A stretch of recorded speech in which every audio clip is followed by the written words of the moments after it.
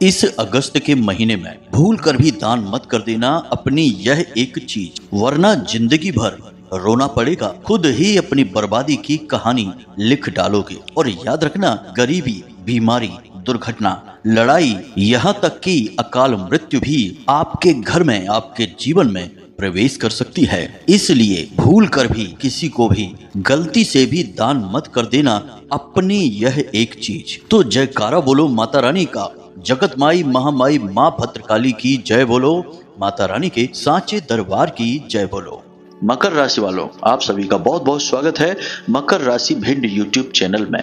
इस अगस्त के महीने में ग्रहों की कुछ ऐसी चाल बन रही है जो आपके जीवन में बहुत बड़े महापरिवर्तन लाने वाली है। लेकिन यदि आपने कुछ गलतियां कर दी तो आपके जीवन में भयंकर परेशानियां भी आ सकती हैं। आप लंबे समय तक दुख और तकलीफों में डूबे रह सकते हैं।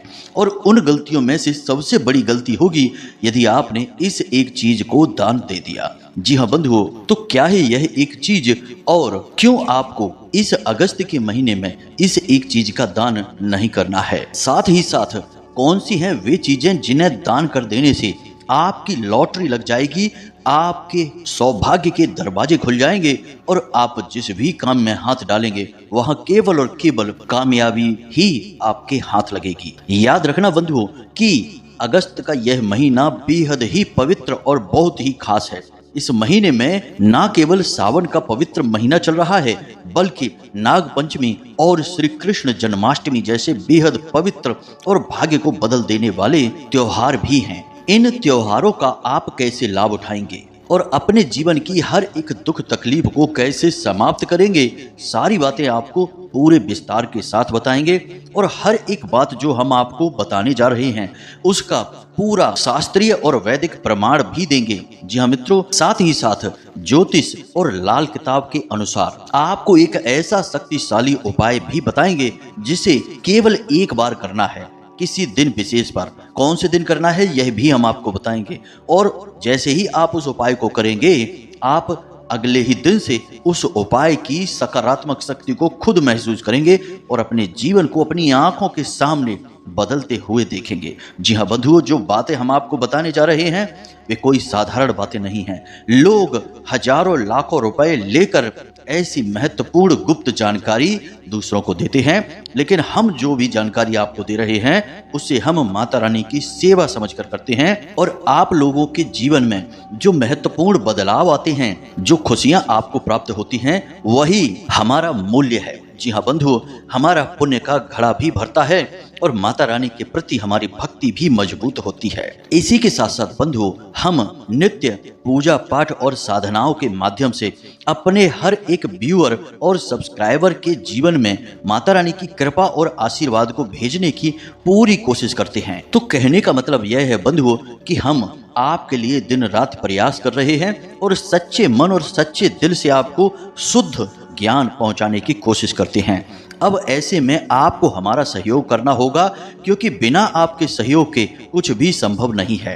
केवल बातें सुन लेने से काम नहीं चलता है, उन बातों को जीवन में लागू करना पड़ता है। और बीच में ही वीडियो यदि आप छोड़कर चले जाते हैं तो आप सबसे बड़ी मूर्खता का कार्य करेंगे, क्योंकि हम एक तरफ तो आपके जीवन को बदलने का शक्तिशाली प्रयास कर रहे हैं, आपके जीवन को दिशा देने की कोशिश कर रहे हैं, और आप वीडियो बीच में ही छोड़ देंगे तो सब किए कराए पर पानी फिर जाएगा। यह बिल्कुल वैसा ही है कि लक्ष्मी मैया आपके तिलक करने के लिए दरवाजे पर आई हैं और आप मुंह धोने चले जाते हैं। जी हाँ बंधु, यह एक सामान्य सी कहावत है, लेकिन आपके इस व्यवहार पर पूरी तरह से फिट बैठती है। इसलिए आपसे हमारा हाथ जोड़कर अनुरोध है कि आप इस वीडियो को अवश्य देखें, क्योंकि इस वीडियो में पूरे अगस्त के महीने में ग्रहों के आधार पर बनने वाली परिस्थितियों के आधार पर हम आपको दान का इतना शक्तिशाली ज्ञान देने जा रहे हैं जिसके माध्यम से आप अपने जीवन को पूर्ण रूप से बदल पाएंगे।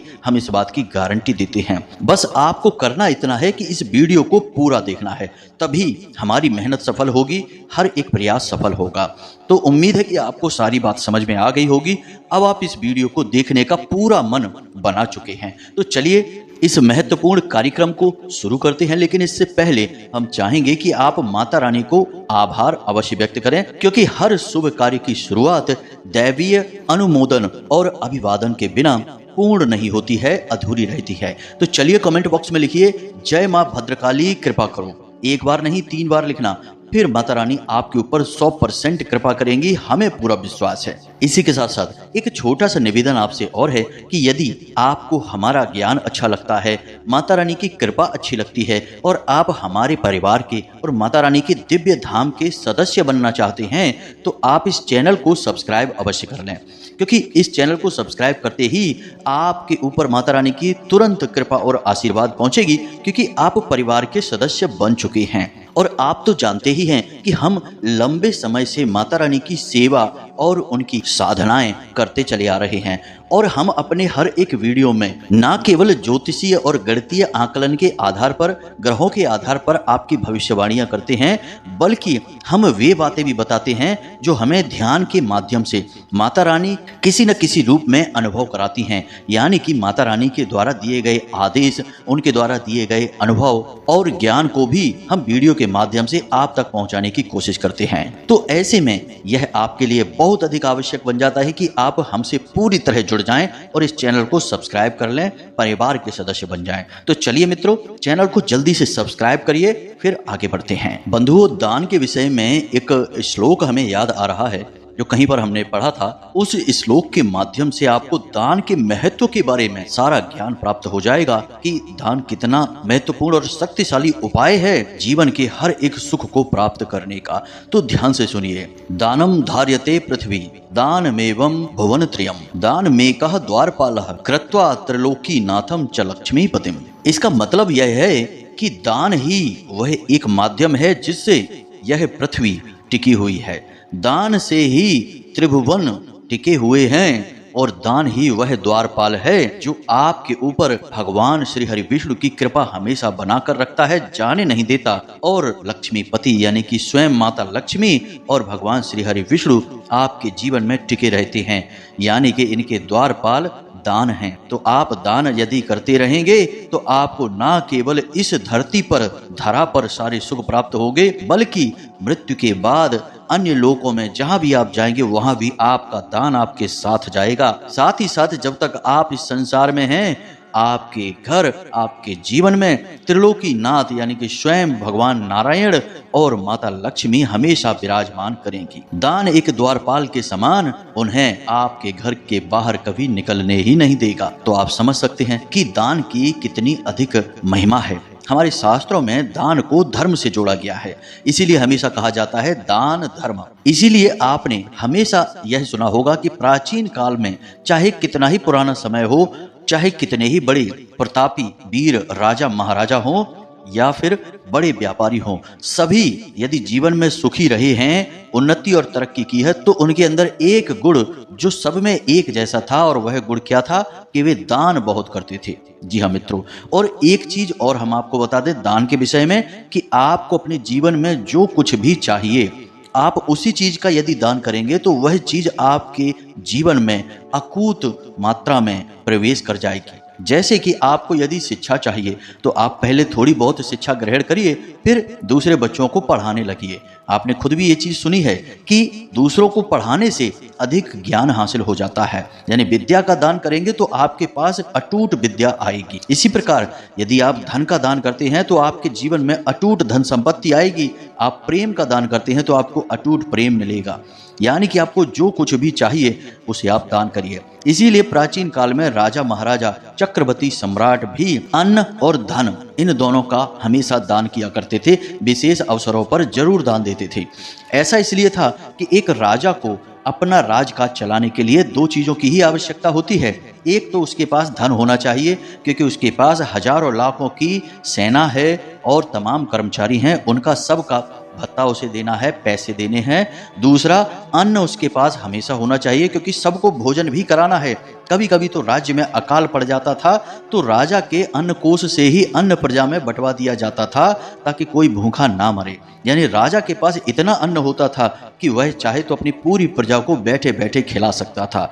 और जबकि अन्न ही वो दान भी करते थे और धन भी वो दान ही करते थे। तो इससे यह साबित हो जाता है कि आप जिस चीज को अपने जीवन में चाहते हैं कि आपके जीवन में वह आए, तो उसे दान करना शुरू करिए। जी हाँ बंधु, यह सुनने में थोड़ा सा अजीब लगता है, विरोधाभासी लगता है कि भाई हमारे पास पैसे तो हैं ही नहीं, हमारी तो नौकरी ही नहीं लगी, हम तो बेरोजगार हैं, और आप कह रहे हैं कि अन्न का दान करिए, धन का दान करिए। चलो अन्न का दान तो कैसे भी कर ही लेंगे, घर से उठाकर कुछ दे देंगे, लेकिन पैसे कहाँ से लाएं दान करने के लिए? तो बंधु, यहाँ पर हमने यह नहीं कहा कि आप अपना सब कुछ लुटा बैठिए। आप अपनी क्षमता, अपनी सीमा और अपनी हैसियत के हिसाब से दान करके तो देखिए। यदि आपके पास 500 रुपए हैं तो आप उनमें से 100 रुपए किसी गरीब, भिखारी और जरूरतमंद को देकर तो देखिए। जी हाँ बंधुओं, लेकिन दान के विषय में कुछ जरूरी नियम अवश्य हैं, उन्हें आपको जानना बहुत आवश्यक है, अन्यथा दान का आपको नकारात्मक परिणाम भी प्राप्त हो सकता है। कई बार ऐसा होता है कि लोग दान धर्म करने के बाद भी परेशान रहते हैं, पीड़ित रहते हैं, उल्टा उनके जीवन में नकारात्मकता प्रवेश कर जाती है। जी हाँ बंधुओं, क्योंकि वे शास्त्रीय वैदिक नियमों को पूरी तरह से नहीं मानते। उन्होंने बस सुना कि दान करो और दान करने चले गए। अब दान की पूरी विधा, पूरे संस्कार को तो समझना पड़ेगा। आधा अधूरा ज्ञान हमेशा खतरनाक होता है, जानलेवा होता है। तो आपको पूरा ज्ञान चाहिए।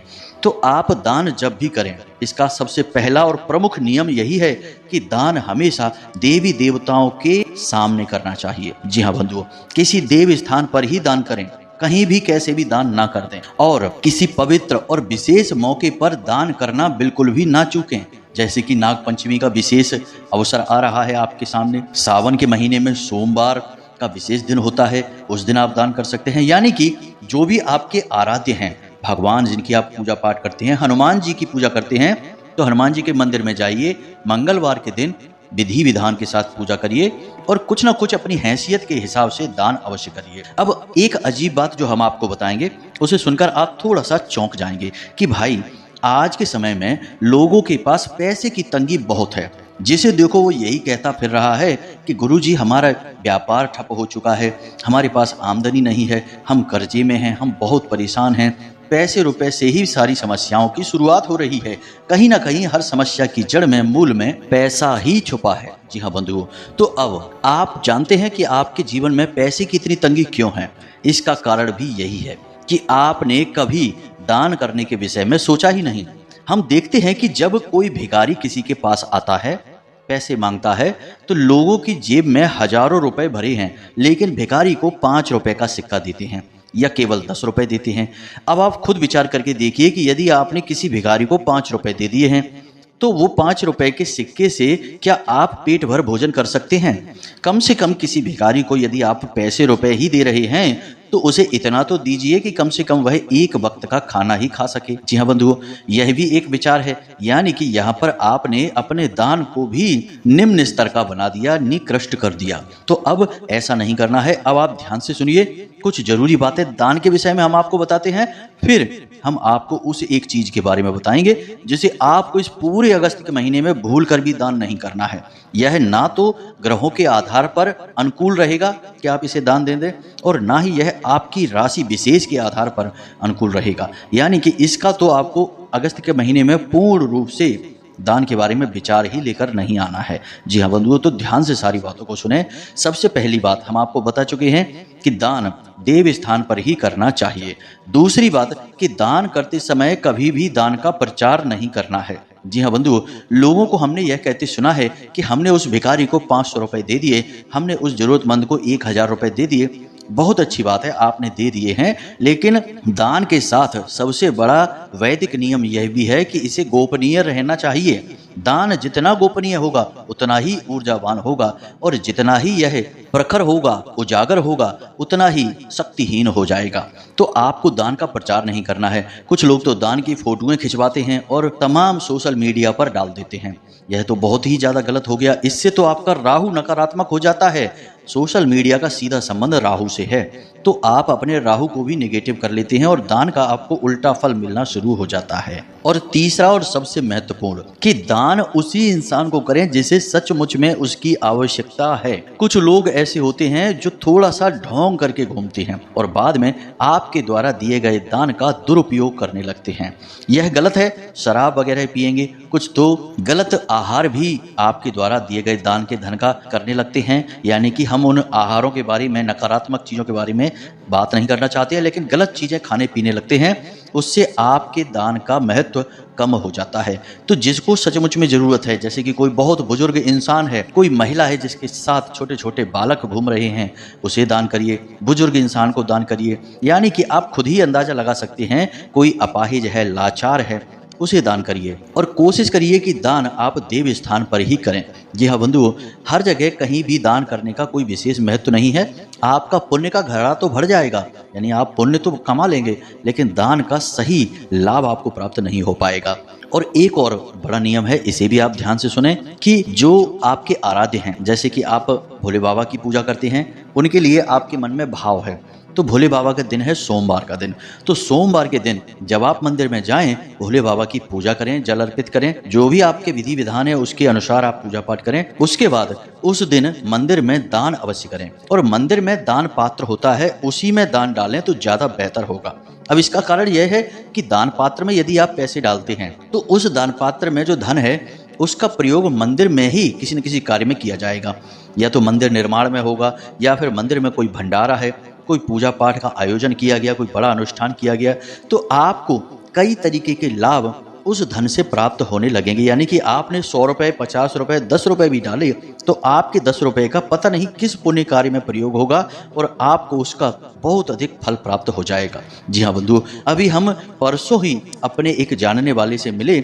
उन्होंने हमसे कहा कि गुरुजी, हमारे गांव में बारिश ही नहीं हो रही थी, बहुत दिन से परेशान थे। आसपास के क्षेत्र में खूब बारिश हो रही थी, लेकिन हमारे आसपास के 10-20 गाँवों के एरिया में बारिश ही नहीं हो रही है। तो उन्होंने एक छोटा सा प्रयोग किया, उन्होंने रामायण बोल दी। यानी कहने का मतलब यह है कि उन्होंने भोले बाबा के मंदिर में जाकर यह कह दिया कि यदि बारिश हो जाएगी तो हम सोमवार के दिन रामायण का आयोजन कराएंगे। और चमत्कार देखिए बंधुओं कि अगली ही सुबह जोरदार बारिश हुई और लगभग 2.5 से 3 घंटे लगातार बारिश हुई। पूरा गांव पानी से लबालब हो गया, चारों तरफ पानी ही पानी, और सबके चेहरे पर मुस्कुराहट आ गई, क्योंकि किसान तो इस समय बारिश से ही अपनी खेतीबाड़ी का काम कर पा रहा है। तो यह कितना अजीब और कितना शक्तिशाली प्रयोग है कि एक रामायण बोल देने मात्र से स्वयं इंद्र देवता प्रसन्न हो गए और बारिश करवा दी। सुनने में हो सकता है यकीन ना हो किसी को, लेकिन बात 100% सत्य है। तो चीजें काम करती हैं, इन्हें आप माने या ना माने।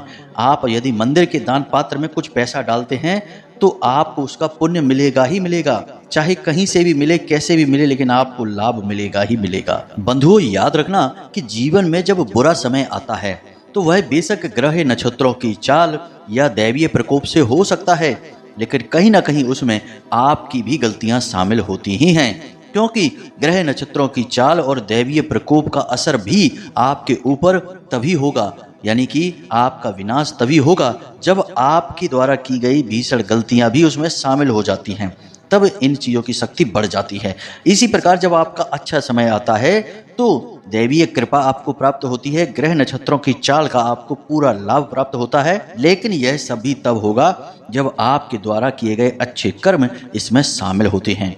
मानव के कर्म का सबसे अधिक महत्व होता है, इसलिए अपने द्वारा किए जाने वाले कर्मों पर हमें पूरी नज़र रखनी चाहिए और पूरी तरह सतर्क और सावधान रहना चाहिए। अब आप ध्यान से सुनिए, हम आपको बताने जा रहे हैं उस एक चीज के बारे में जिसे आपको इस पूरे अगस्त के महीने में दान नहीं करना है। जी हाँ बंधुओं, अब सूर्य ग्रहों के राजा हैं और आत्मा के कारक ग्रह हैं। अब सूर्य का आपके जीवन पर बहुत बड़ा प्रभाव रहता है। समाज में आपका मान सम्मान, घर परिवार में आपकी इज्जत, आपके मान सम्मान वर्चस्व के साथ साथ सरकारी कार्य और नौकरी करने वालों के लिए उच्च अधिकारियों के साथ उनके व्यक्तिगत संबंध, आपकी आमदनी और आपके काम धंधे व्यापार की बढ़त और आपका तेज दिमाग, सारी चीजें लगभग सूर्य से प्रभावित होती हैं।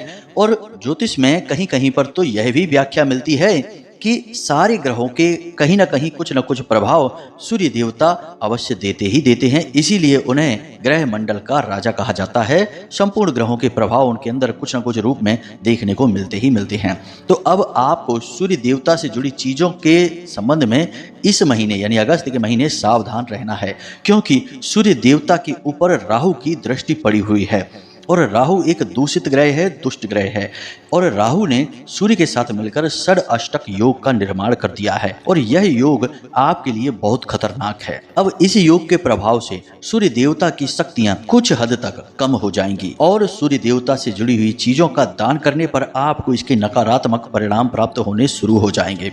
जी हाँ बंधु, कोई आपसे कुछ भी कहे, हम आपको लिख कर देते हैं कि जिन चीजों के बारे में हम आपको बताने जा रहे हैं, यदि आपने इन चीज़ों का दान इस महीने में भूल कर भी कर दिया तो आगे आने वाला समय आपका बहुत ही भयंकर है। आप सह नहीं पाएंगे, इतने कष्ट आपको मिलेंगे, क्योंकि हमने आपसे पहले ही कहा कि हर ग्रह जो सकारात्मक है उनके भी फल आपको पूर्ण रूप से प्राप्त नहीं होंगे और जो ग्रह नकारात्मक हैं वे तो आपको भयंकर पीड़ाएं पहुंचाएंगे ही पहुंचाएंगे।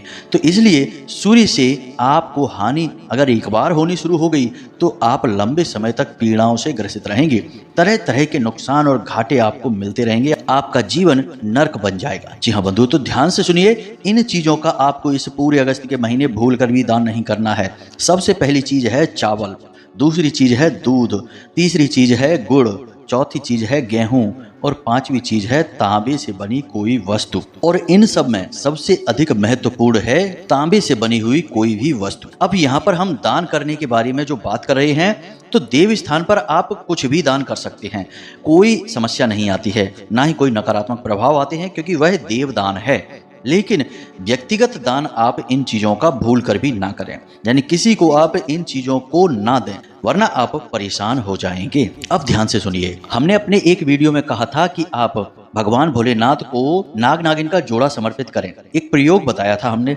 तो यदि आप उस प्रयोग के बारे में सोच रहे हैं और हमने कहा था कि चांदी का नाग नागिन का जोड़ा नहीं कर सकते, तो आप तांबे का बना हुआ नाग नागिन का जोड़ा भोले बाबा को समर्पित कर सकते हैं। तो आप अभी भी वह प्रयोग कर सकते हैं, कोई समस्या नहीं होगी, सूर्य देवता के नकारात्मक प्रभाव नहीं होंगे, उल्टा उनका तेज बढ़ ही जाएगा, आपके जीवन में सकारात्मक प्रभाव देंगे।